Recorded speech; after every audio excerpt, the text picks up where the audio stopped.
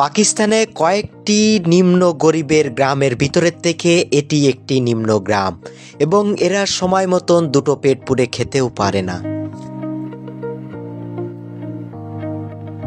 তাদের বাচ্চারা সকালবেলা ঘুম থেকে উঠেই এমন মুখটা শুকনো করে চারিদিকে ঘুরতে থাকে, কখন কি নিয়ে আসে বাবা মা তাই খাবে দুটো। তাদের বাবা মাদের ইনকামের উৎস একমাত্র এই বাদর খেলা বা কবিরাজি করা, অর্থাৎ বাংলাদেশে যাদেরকে বেদে বলা হয়। তাদের এই কাজ করে সীমিত কিছু ইনকাম করে নিয়ে আসে, সেটা দিয়ে চাউল বাজার করে তারা।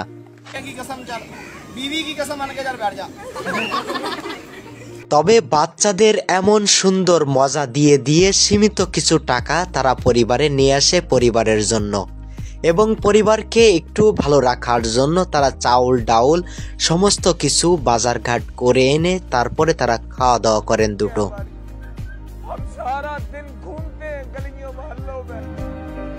তাদের দুঃখের জন্য কোনো শেষ নেই। এমন নিম্নবিত্ত মানুষের কারণে পাকিস্তান কিন্তু এখনো ভালো পর্যায়ে যেতে পারেনি। তবে তাদের এমন খায়ে না খেয়ে দিন কাটাচ্ছেন অনেক পরিবার।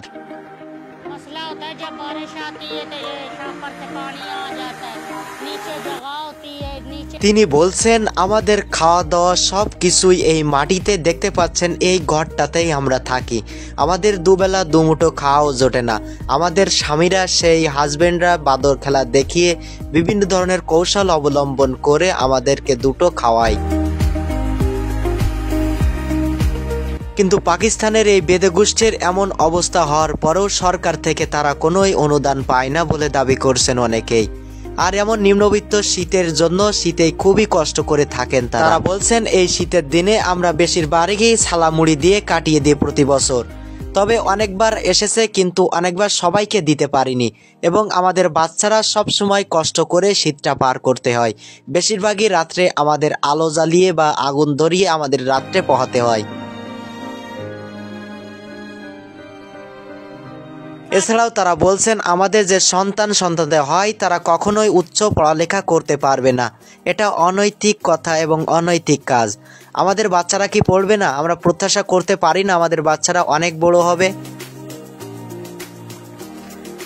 এছাড়াও তারা বলছেন যে অনেক জায়গা থেকে বলা হয়েছে যে আমাদের বাচ্চাদেরকে পড়াবে, কিন্তু প্রচণ্ড অর্থের দরকার।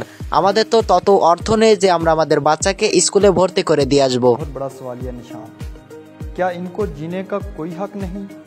इनके मासूम बच्चों की তাদের বাচ্চাদের ছোটবেলা থেকে কর্ম করে খেতে হয় অর্থের জন্য। দুটো ভাত সময় মতন খেতে গেলে এমন টুকায় টুকায় বিভিন্ন জিনিসপত্র খুঁটে নিয়ে আসে, তারপর সেটা বিক্রি করে সামান্য কিছু টাকা পায় তারা। তারপর তারা প্রতিনিয়তই সে টাকার জন্য বোতলগুলো কুড়াতে থাকে। তবে বেশিরভাগই প্লাস্টিকের জিনিসপত্রগুলো কুড়িয়ে তারা এই ভাঙড়ির দোকানে বিক্রি করে আসে একেবারে সীমিত দামে।